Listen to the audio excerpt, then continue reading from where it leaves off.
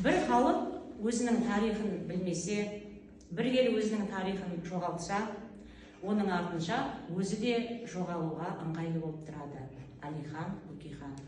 Мен Киселова Гүлмира Байпатшақызы, Ақтөбе облысы, Хромтау ауданы Бөгетсай мектеп гимназиясының тарих пәнінің мұғалімі. Оқушылар, бүгінгі сабағымызды бастаймыз. Көңіл-күйлеріңіз қандай? Жақсы, өте тамаша. Мен сіздерге бүгінгі сабақтарыңызға сәттілік тілеймін. Олай болса, мен сіздерге арқа сүйеймін. Енді оқушылар тақтаға қарай қояйықшы бәріміз. Казматч платформасы арқылы, үш топқа бөлінуіміз керек. Үш топқа тезден бөліне қояйық. Енді оқушылар өткен сабақты еске түсіру мақсатында QR-кодты сілтемеге өтіп, Word платформасында жылдам жауап әдісі арқылы үй тапсырмасын тексергім келіп тұр. Үй тапсырмасын тексеру үшін QR-код арқылы сілтемеге өтіп, Word платформасы арқылы жылдам жауап әдісі арқылы үй тапсырмасын тексерейік. Қанеке оқушылар, міне сұрақ жылдам тақтаға келе қояйық. Онда бәріміз назарымызды тақтаға аударайық.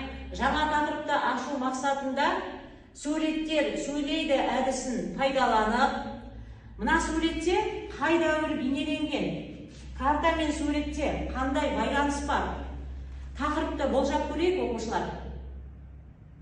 Жақсы, жарайсыздар. Біздің сабақтың тақырыбы 20 ғасырдың 60-80 жылдарындағы Қазақстанның қоғамдық саяси дамуындағы қарама қайшылықтар, зерттеу сұрағы 20 ғасырдың екінші жартысында ұлттық мүдделерді қорғау қалай жүзеге асырылды. Оқушылар, жаңа тақырып түсінікті болса, онда тапсырмаға көшейік.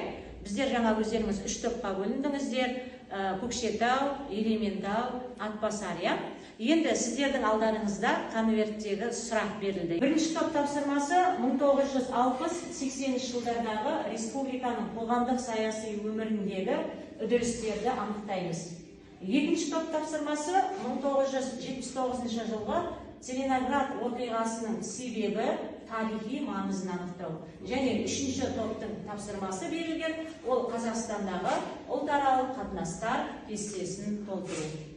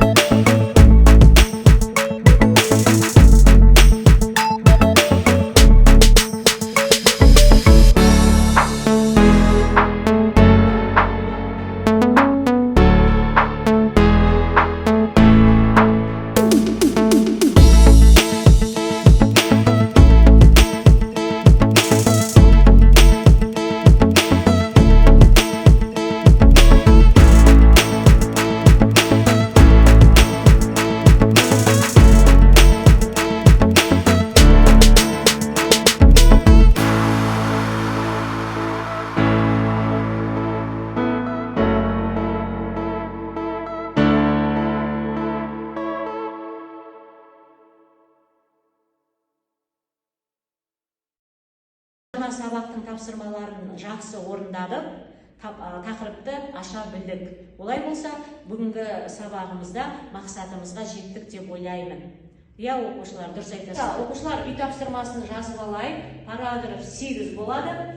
20 ғасырдың 60-80 жылдарындағы Қазақстанның қоғамдық саяси дамуындағы қарама қайшылықтар презентациялық таныстырылым дайындап келесіз. Олай болса, құс әдісі бойынша бүгінгі сабағымызға кері байланыс берейік.